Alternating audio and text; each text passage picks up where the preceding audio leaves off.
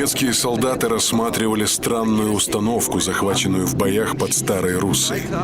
На первый взгляд, она совершенно не походила на артиллерийскую систему. Тем не менее, это было оружие и оружие нового поколения. Боевая машина с укрепленными на ферме реактивными снарядами. Советский контрудар под Старой Руссой, поддержанный огнем реактивных установок, задержал продвижение немецкой группы армии «Север», рвавшейся к Ленинграду. Красная армия выиграла время, и вскоре стало понятно, что этот выигрыш имел далеко идущие последствия.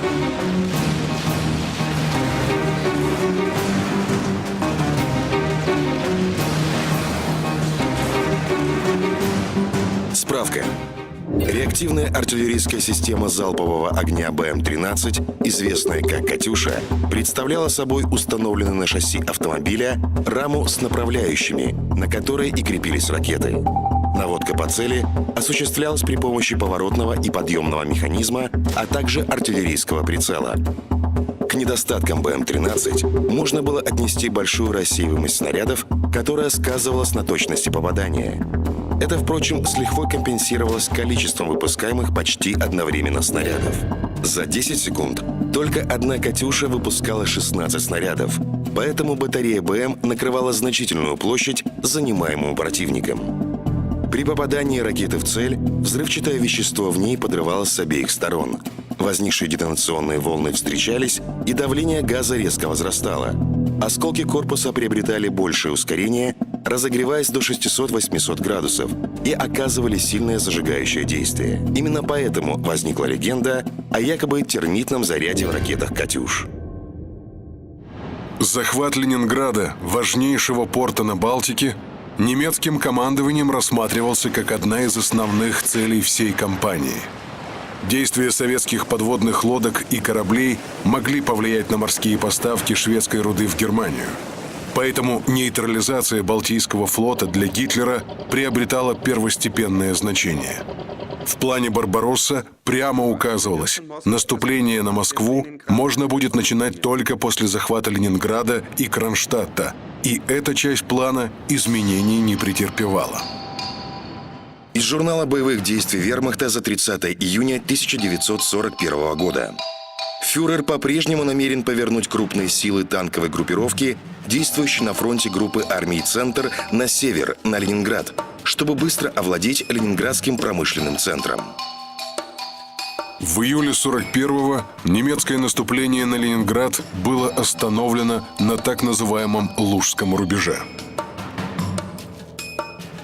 Система оборонительных сооружений длиной 175 и глубиной 12 километров возводилась руками ленинградцев и резервных частей в течение первого месяца войны.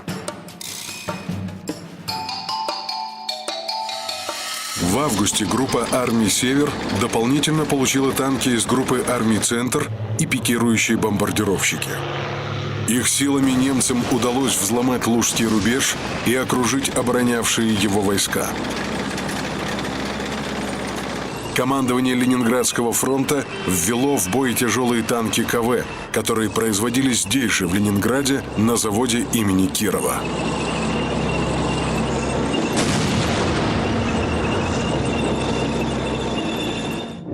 Танк КВ имел лобовую броню толщиной 75 мм. 37-миллиметровая немецкая противотанковая пушка не оставляла на его броне даже вмятин. За неуязвимость КВ получил прозвище «Геспенст» — «Призрак». Но нехватка топлива, запчастей и неподготовленность экипажей приводили к тому, что многие машины даже при незначительных поломках бросались на дорогах. 19 августа рота танков КВ под командованием старшего лейтенанта Зиновия Колобанова заняла оборону в засаде под Красногвардейском, Гатчина. Сам командир выбрал позицию проходящего через топкое место шоссе. Когда на дороге появилась колонна немецких танков, Колобанов подбил 2 первые и 2 последние машины. А затем последовательно расстрелял все 22 немецких танка. концу сражения его рота доложила об уничтожении 43 танков врага. После боя танкисты на своей машине насчитали 156 попаданий немецких снарядов. После первых донесений о танках КВ Гитлер настаивал на захвате города, где находится единственный завод по производству сверхтяжелых танков. Но все же остановить немецкое наступление на всех направлениях лишь тяжелыми танками было невозможно. Пока один германский корпус наступал на Красногвардейск, другой уже прорвался через Любань и Тосно. 30 августа немцы перерезали железную дорогу и шоссе, связывавшие Ленинград со страной. С севера к городу подошли финские войска. Сухопутная связь города с Большой землей оказалась прервана.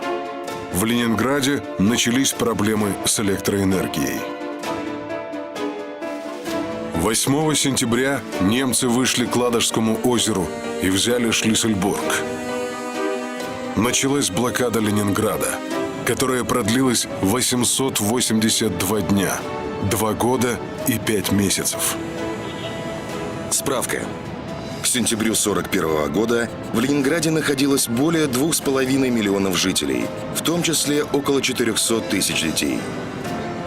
Город стал пристанищем для более чем 300 тысяч беженцев из Прибалтики и соседних областей, а запасов продовольствия и топлива в нем оставалось только на 30 дней. Над жителями города нависла угроза голодной смерти. Руководство страны, осознавая эту опасность, уже в сентябре 41-го предпринимало попытки разорвать кольцо. Но все они оказались безуспешными. В районе Шлиссельбурга немецкие соединения вышли к Ладожскому озеру. На узком участке шириной 12 километров в основном и делались попытки прорвать ленинградскую блокаду. Шел сентябрь 41-го. Время, потерянное немецкими войсками в боях под Старой Руссой, вернуть было уже невозможно. Танки и авиация требовались под Москвой, где готовилась операция по захвату столицы. Из дневника командующего группой армий «Север» фон Лейба. 11 сентября. Сохраняется чрезвычайно острая нехватка времени, так как Главное командование сухопутных войск требует передать ему с 15 сентября 7 подвижных соединений. Танковые части вермахта направились под Москву, но Ленинград по-прежнему оставался в осаде. 11 же сентября генерал армии Жуков был назначен командующим Ленинградским фронтом. Вместе с ним прибыл и его заместитель, генерал-майор Федюнинский. Федюнинский Иван Иванович большую часть своей карьеры провел на Дальнем Востоке. Участвовал в военных действиях на КВЖД. За бои на Халхин-Голе удостоен звания Героя Советского Союза. В начале войны успешно командовал стрелковым корпусом в районе Бреста и Ковеля, где получил тяжелое ранение. Назначение Жукова говорило о том, какое значение советское верховное командование придавало обороне Ленинграда. Его приезд чрезвычайно воодушевил и защитников города. Многие ветераны вспоминают, что в рядах бойцов усилилась уверенность – город будет спасен. Жуков с присущей ему энергией взялся за организацию обороны города, главную ставку делая на артиллерию. На ближних подступах к Ленинграду в его распоряжении имелись корабельные и береговые орудия Балтийского флота. Справка. Корабли Балтийского флота на вооружение имели 153 орудия калибром более 100 мм. Всего же на флоте и в составе береговых батарей насчитывалось более 300 таких пушек. Во время штурма Ленинграда они выпустили по врагу более 25 тысяч снарядов, в том числе 6 тысяч тяжелых калибра от 180 до 406 мм. Огонь флотской артиллерии остановил немецкое наступление в 7 километрах от города. До Зимнего дворца оставалось всего 16 километров. В районе Ораниенбаума по наступающим немецким войскам огонь велся с форта Красная Горка. На случай отступления он уже был подготовлен к взрыву, и артиллеристы не жалели боеприпасов. Взрывная волна от снарядов буквально опрокидывала немецкие танки. Дальность стрельбы батареи и провела ту черту, которую гитлеровцы так и не смогли преодолеть. Наступавшие войска генерала Кюхлера были остановлены. Георг фон Кюхлер. В 1941 году генерал-полковнику исполнилось 60 лет. Окончив военную академию еще до Первой мировой войны, служил в артиллерийских частях и штабах. Под Ленинградом командовал 18-й армией, а затем и всей группой армий «Север». Нюрнбергским трибуналом приговорен к 25 годам тюремного заключения. Через 7 лет вышел на свободу.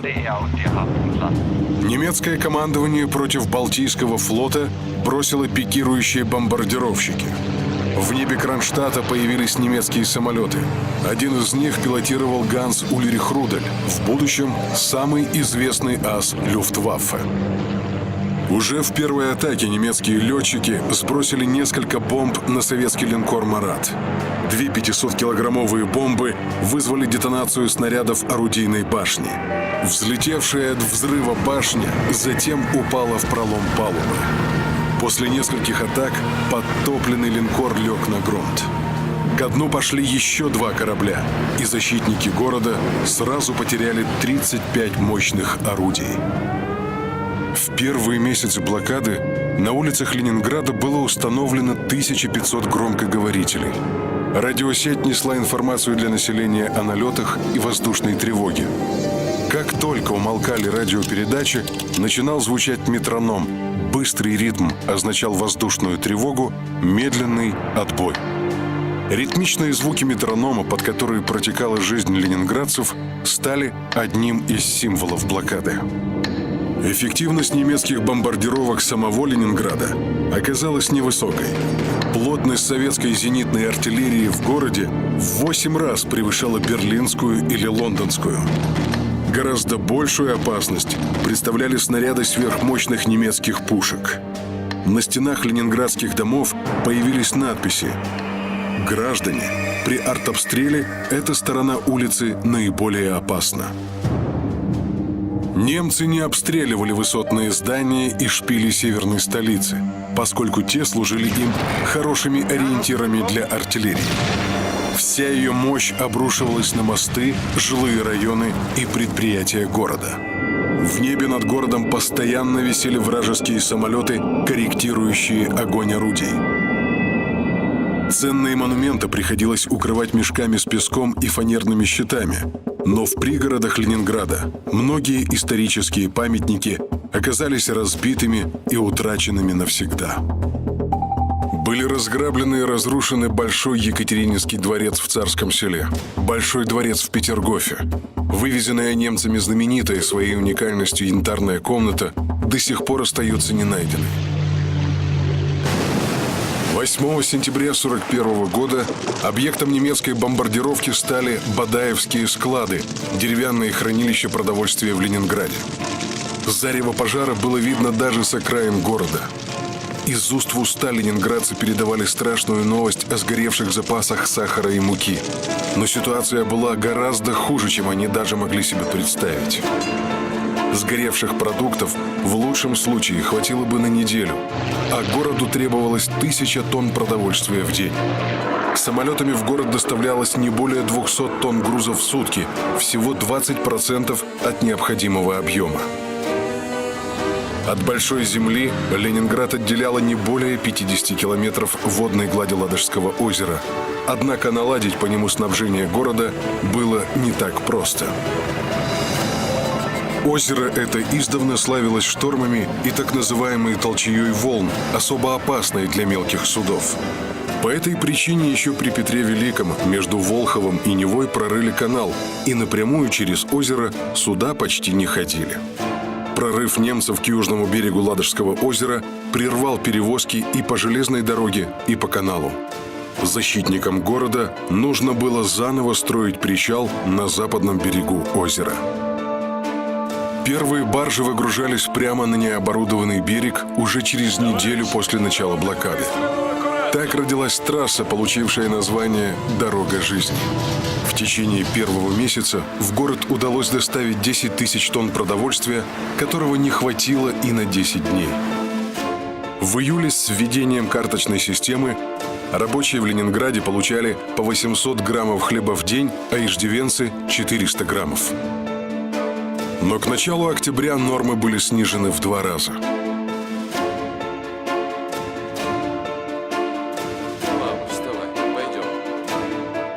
А в конце ноября город подошел к порогу гибели. Выдача хлеба уменьшилась до 250 граммов рабочим и 125 граммов остальному населению. Качество хлеба упало. В него домешивали горелую муку с бадаевских складов, иногда различные примеси, в том числе и пищевую целлюлозу от переработки древесины на фабрике Газнака, где до войны печатали деньги.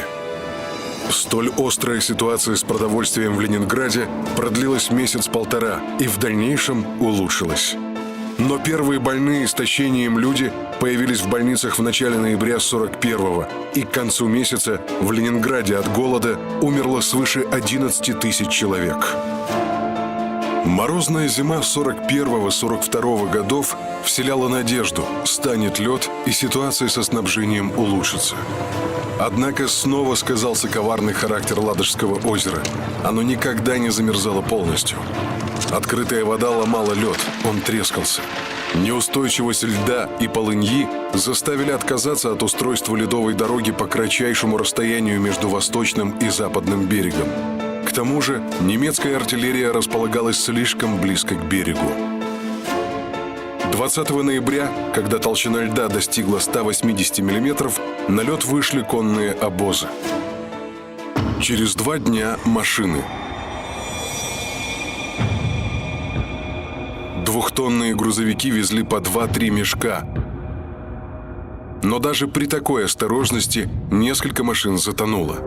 Водители стояли на подножке, готовые спрыгнуть, если машина пойдет под лед. Иногда к грузовикам прикрепляли сани, чтобы взять больше груза. По обратному маршруту из города вывозили жителей.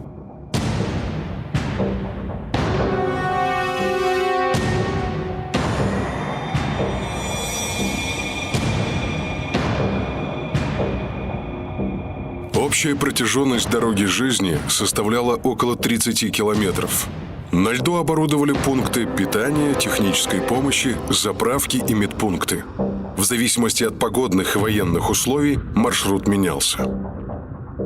Для охраны трассы были созданы 2 оборонительные полосы в 8-12 километрах от берега, занятого противником. Прямо на льду, в снежно-ледяных окопах, установили пулеметные точки. Защищали дорогу жизни зенитки и истребительная авиация. Но непрекращающиеся немецкие бомбардировки и артиллерийские обстрелы дороги достигали цели.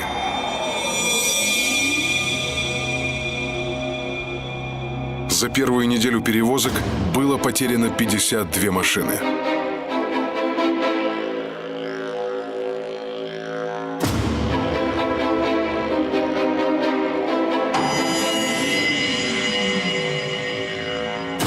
Несмотря на все усилия по снабжению города и эвакуацию, в декабре 41-го в Ленинграде от голода и холода умерло 53 тысячи человек.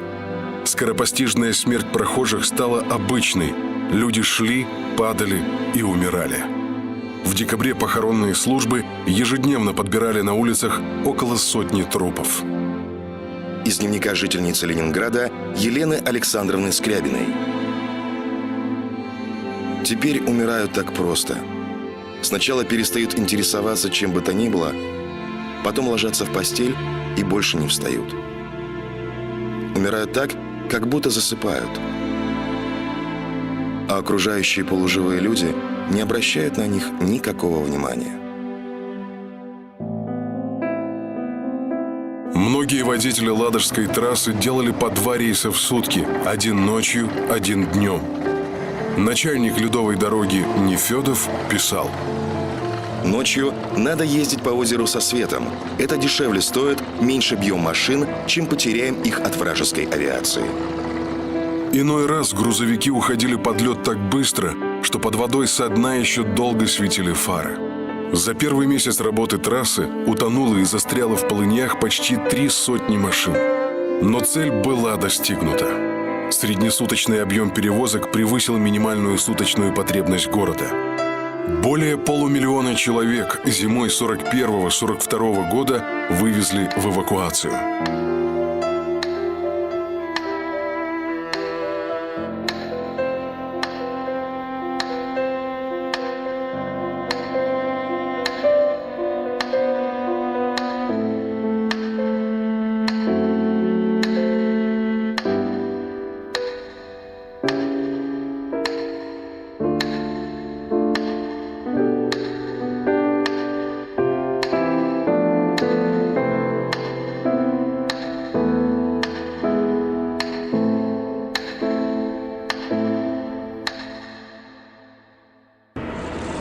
Почему же город не сдался?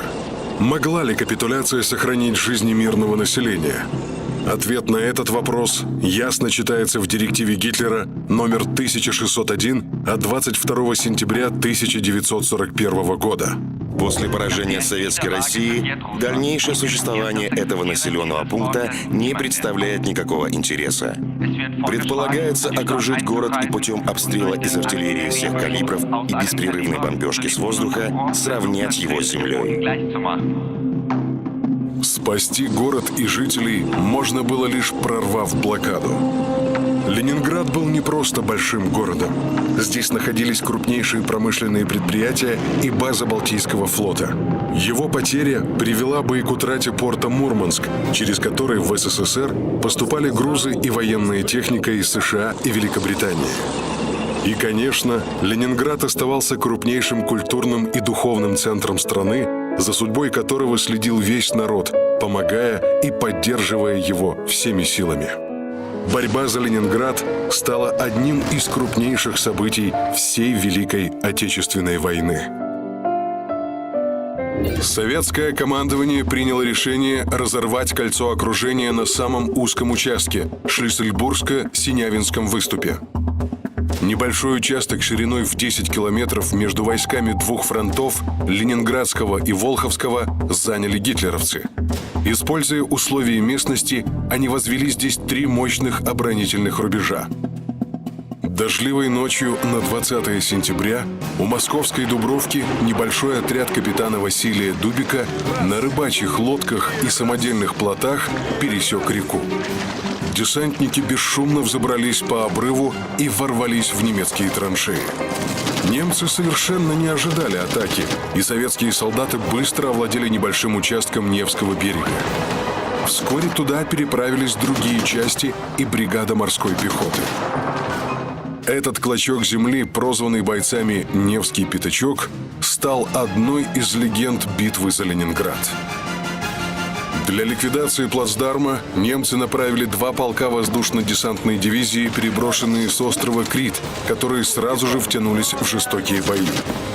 «Лучше трижды прыгнуть с парашютом на остров Крит, чем провести один бой на земле в России», — говорили немецкие десантники.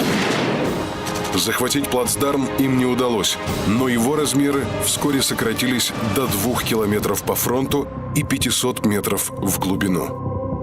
В октябре Невский пятачок оставался едва ли не последней надеждой на соединение с Большой землей. Немцы стояли у Москвы. Резервов для прорыва блокады не было. Жестокие бои на Невском пятачке не прекращались ни днем, ни ночью. Все реже удавалось переправлять на него дополнительные войска. Плацдарм простреливался немцами насквозь, и советским солдатам приходилось буквально вгрызаться в землю.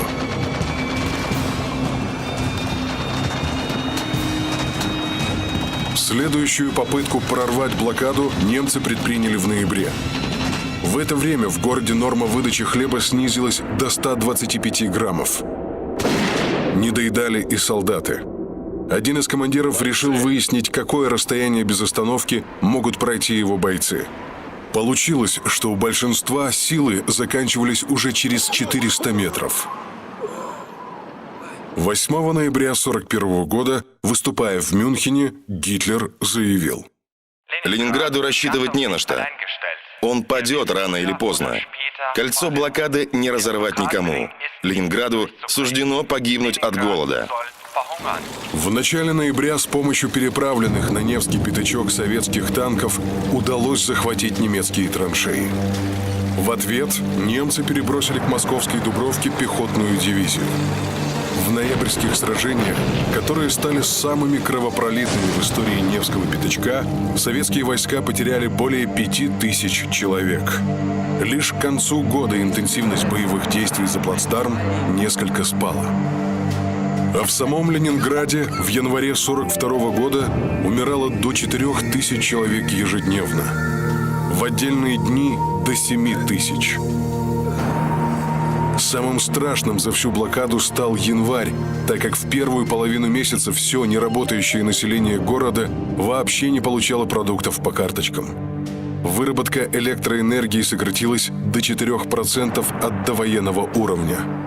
Сильные морозы, доходящие до 30 градусов, сковали водопровод. Отопление не работало. На дрова шли мебель, заборы, доски и все, что могло гореть. Из дневника Елены Александровны Скрябиной. Смерть стала явлением, наблюдаемым на каждом шагу. Когда утром выходишь из дому, натыкаешься на трупы, лежащие в подворотне на улице. Трупы долго лежат, так как некому их убирать.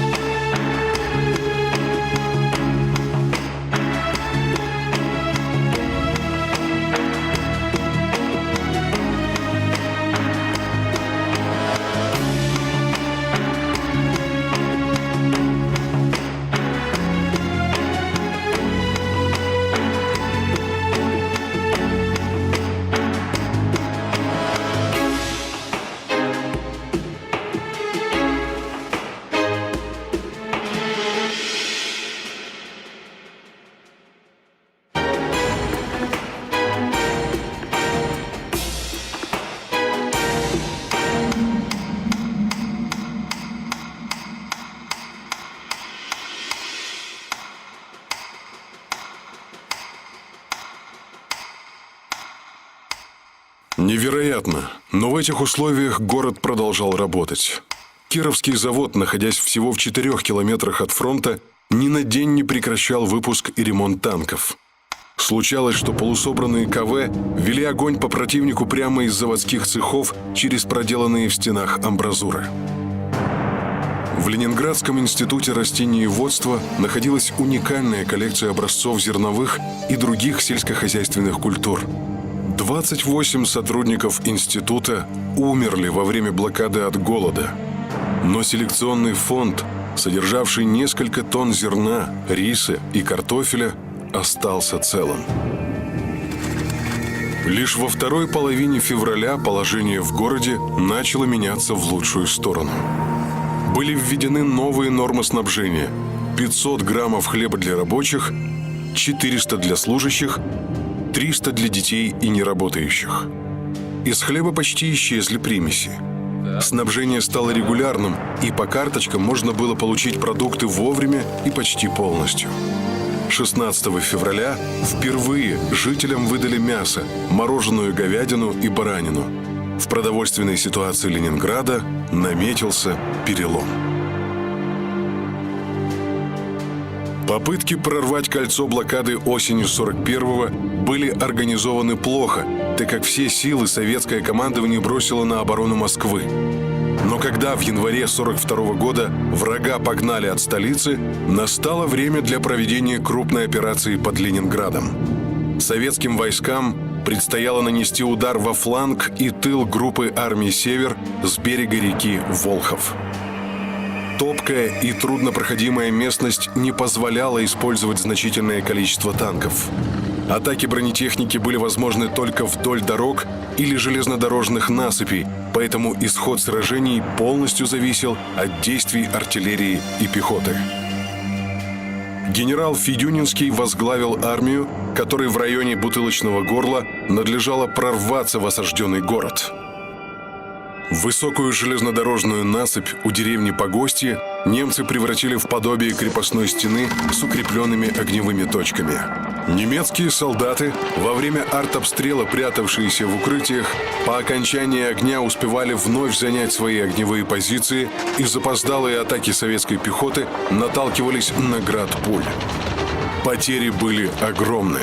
Продвижение вперед минимально.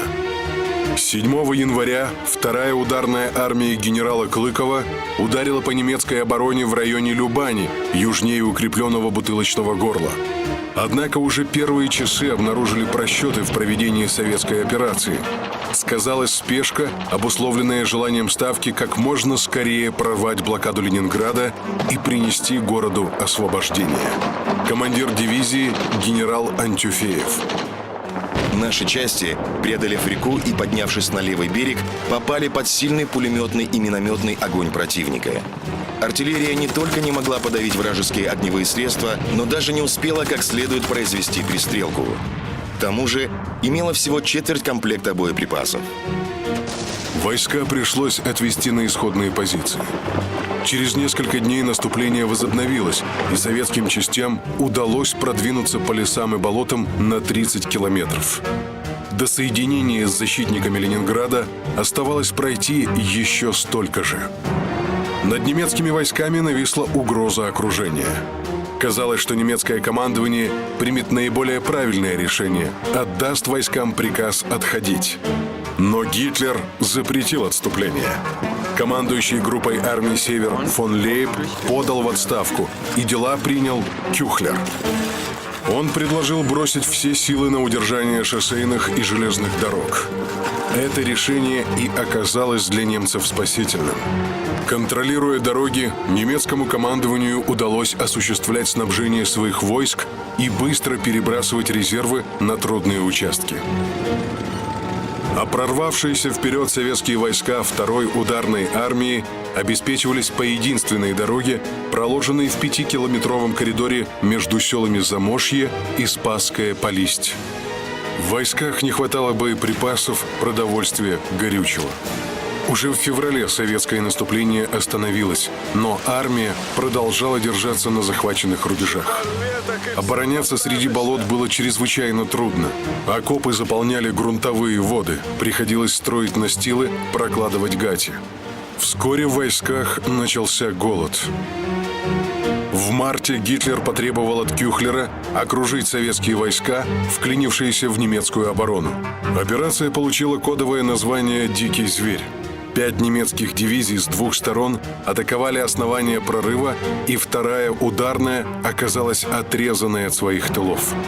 Между окруженными частями и линией фронта оставался узкий коридор шириной в 1,5-2 километра.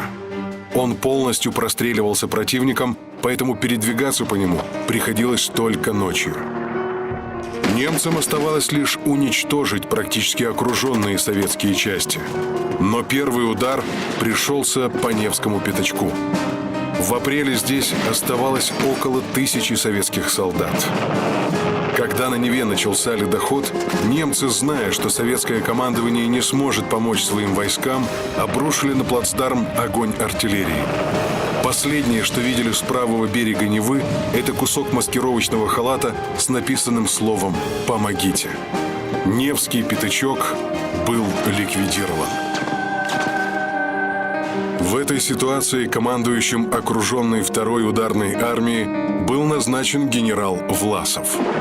В начале мая командование приняло решение о выводе войск из окружения.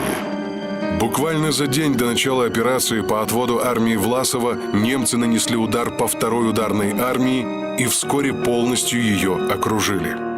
Ценой огромных усилий фронт удалось прорвать, но через участок в 1,5 километра успели выйти лишь небольшие подразделения. Спустя 4 дня район, занимаемый армией, сузился и уже простреливался немцами на всю глубину. Командир батареи 305-й дивизии Добров. Площадь 2 на 2 километра насквозь простреливалась. Всюду лежали убитые и раненые. Кто бредил, кто просил пить, кто просил перевязать, а кто требовал пристрелить, потому что сам это сделать уже не мог. Немцы не атаковали, обложили нас как зверя в берлоге, бомбили и обстреливали. Последняя попытка прорыва проходила ночью под перекрестным огнем пулеметов и пушек немцев. К утру коридор окончательно заблокировали. К концу июня количество вырвавшихся из котла достигло 10 тысяч человек. Немцы объявили о захвате 30 тысяч пленных. Спустя 2 недели после ликвидации котла в деревне Туховежи командующий 2-й ударной армией генерал-лейтенант Власов был взят в плен. Буквально в считанные дни генерал Власов на сотрудничество с Третьим рейхом согласился. Вскоре Власов занялся пропагандистской работой. Ему принадлежат обращение Русского комитета к бойцам и командирам Красной армии, открытое письмо генерала Власова «Почему я встал на путь борьбы с большевизмом» и другие. Текст обращения фактически является декларацией о создании РОА – Русской освободительной армии. Вскоре Власов перешел и к формированию воинских частей из военнопленных и русских эмигрантов. Существование и деятельность армии Власова привели к тому, что всех советских граждан, служивших немцам, стали называть власовцами. Однако власовцев не следует путать с так называемыми хивии – безоружными военнопленными, занятыми на хозяйственных работах. Другие боевые части в составе германских войск, состоявшие из бывших граждан СССР, формировались из различных групп националистов и также не являлись частью РОА. В 1945 году в Чехословакии личный состав армии Власова был взят в плен. Всех признали виновными в государственной измене, лишили воинских званий и приговорили к высшей мере наказания. Прорвать ленинградскую блокаду весной 42-го так и не удалось. На Ладожском озере начал таять лед. Отлаженная за зиму дорога жизни покрылась водой. 20 апреля под лед ушло около 80 машин, и с трассы сняли все автомашины ЗИС-5. Начало летней водной навигации ждали с тревогой. Портам на берегах озера и кораблям угрожали немецкие удары как с воздуха, так и с воды. Суровая зима и ледоход задержали навигацию. Первый корабль смог пройти по озеру только 22 мая. Противовоздушная оборона Ладоги оказалась достаточно эффективной. Потери грузов от ударов с воздуха составили менее процента от всего объема перевозок. Вскоре на Ладожское озеро немецкое командование доставило итальянские торпедные катера МАС и вооруженные паромы «Зибель», предназначавшиеся для высадки в Англии. Но вопреки ожиданиям их действия успеха не имели. Мелкосидящие советские буксиры и баржи оказались трудной целью для итальянских торпед, которые проходили у них под днищем. А специальная авиационная группа Ставки Верховного командования обрушила на базы немецких катеров и паромов град бомб. Немецкая операция полностью провалилась. Флотилию паромов пришлось расформировать. Прорыв блокады оставался для Ленинграда вопросом жизни и смерти. Дорога жизни, работая с максимальной нагрузкой, обеспечивала лишь самые необходимые потребности города и фронта в продовольствии, боеприпасах и горючем. В ноябре 42-го командование фронтов при участии Жукова и Ворошилова как представителей Ставки приняло решение о проведении операции «Искра». Коридор к городу решили пробивать по кратчайшему расстоянию, через Бутылочное горло. Войска Волховского фронта наносили удар извне, а силы Ленинградского фронта изнутри города. Наступление обоих советских фронтов началось с артиллерийской подготовки утром 12 января. С последними залпами вся Нева от Московской Дубровки до Шлиссельбурга заполнилась атакующими войсками. Но форсирование Невы у Шлиссельбурга закончилось неудачей. Сорвалась атака у Невского пятачка, укрепленного немцами. Танки, медленно продвигавшиеся среди торфяных карьеров и воронок, становились мишенью для немецкой противотанковой артиллерии. Однако ставка на двойной удар оправдалась. Через 2 дня после начала наступления войска двух фронтов разделяла полоса всего в 2 километра. Они и оказались самыми трудными. Танки не могли поддержать войска, часть была подбита, другая попросту застряла. Теперь все зависело от действий полков, рот и даже взводов пехотинцев. Командующий генерал Федюнинский ездил на передовую и торопил, требовал быстрее идти вперед, успеть до прибытия немецких резервов. По его приказу были выделены специальные отряды, отдыхавшие днем и продолжавшие бой ночью, не давая покоя противнику. Немцы придерживались тактики удержания дорог.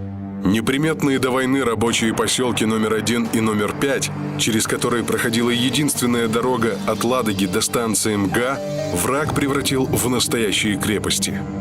Захват дороги означал бы развал всей немецкой обороны в бутылочном горле. Кюхлер встал перед трудным выбором – надеяться на подход резервов или отходить из бутылочного горла. Кюхлер отдал приказ держаться. Войска Волховского фронта подошли к рабочим поселкам с востока.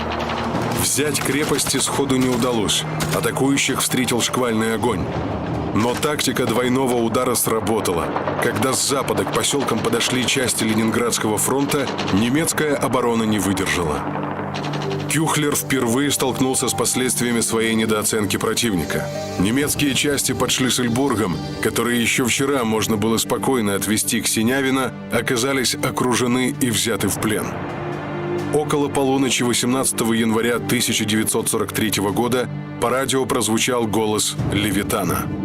После 7-дневных боев войска Волховского и Ленинградского фронтов 18 января соединились и тем самым прорвали блокаду Ленинграда. По изрытой воронками земле бутылочного горла менее чем за 3 недели была проложена железная дорога, названная Шлиссельбургской трассой.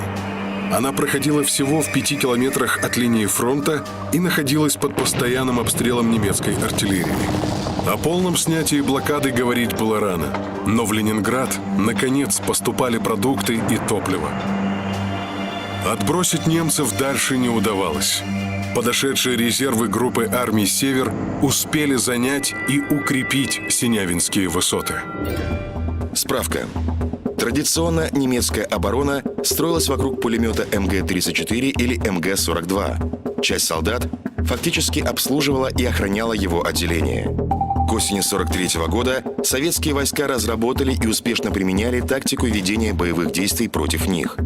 Стрелковые части во взаимодействии с артиллерией и минометами уничтожали вражеский пулемет уже в первые минуты боя. Немецкие солдаты с винтовками мало что могли противопоставить шквалу огня советских пистолетов-пулеметов, ППШ и ручных пулеметов красноармейцев. Применение нового огнестрельного оружия радикально изменило ситуацию. Даже потеряв пулемет, отделение немецкой пехоты с МП-43 сохраняло достаточную огневую мощь для отражения атаки. Каждый солдат отделения мог стрелять очередями с хорошей точностью. Новое оружие назвали «Штурмгевер» – штурмовая винтовка. Советским войскам предстояло штурмовать хорошо вооруженные немецкие позиции. В 1944 году советское командование планировало полностью снять блокаду Ленинграда. Преодолеть немецкую оборону у Синявинских высот не удавалось, и стратегию изменили. В качестве стартовой позиции нового наступления выбрали клочок суши под Ораниенбаумом на берегу Финского залива, который так и не смогли захватить войска Кюхлера. По плану с плацдарма наносился удар во фланг и тыл осаждавших Ленинград немецких войск. Генерал Федюнинский возглавил вторую ударную армию, которая скрытно переправлялась к Ораниенбауму. План обладал неоспоримым преимуществом. Действия войск поддерживала мощная корабельная и береговая артиллерия Балтийского флота. Для операции выделили 100 орудий калибром более 100 мм. К ним присоединились 3 башни с орудиями полузатопленного линкора «Марат» и батареи форта «Красная Горка». Советская операция началась 14 января 1944 года. О начале наступления не сообщалось ни в газетах, ни по радио. Но слышавшие канонаду ленинградцы понимали, что начался отсчет последних дней блокады. В успехе наступления уже никто не сомневался. От грохота орудий буквально дрожала земля. Неожиданно мощный удар с плацдарма привел к быстрому развалу всей немецкой обороны. Через неделю после начала операции советские войска, захватив огромные трофеи, соединились в районе Ропши. Отход частей Кюхлера превратился в бегство. Фронт откатывался от Ленинграда. Канонада становилась все тише, а через несколько дней в городе наступила долгожданная тишина. Справка. За период блокады в Ленинграде, по официальным данным, умерло около 642 тысяч человек. По другим оценкам, более 850 тысяч. Только 3% из них погибли от бомбежек и артобстрелов. Остальные 97% умерли от голода. Из Ленинграда с начала войны эвакуировано около 1 800 000 человек. После снятия блокады в городе оставалось 560 тысяч жителей, в 5 раз меньше, чем в начале войны. Битва за Ленинград стала самой продолжительной обороной самого крупного города в истории Второй мировой войны. Группа армий «Север» 2,5 года оказалась скованной тяжелыми боями в лесах и болотах. Составляя почти 1/5 часть немецких сил на Восточном фронте, она оставалась самой пассивной. Поддерживая блокаду Ленинграда, немецкое командование не могло использовать эти войска ни под Москвой, ни под Сталинградом, ни под Курском. А далеко на юге, на открытых пространствах от Харькова до Волги, Красная армия постигала еще одну трудную науку войны – тактику маневренных операций танковых соединений. В 1942 году миру предстояло впервые услышать и запомнить название советского города Сталинград.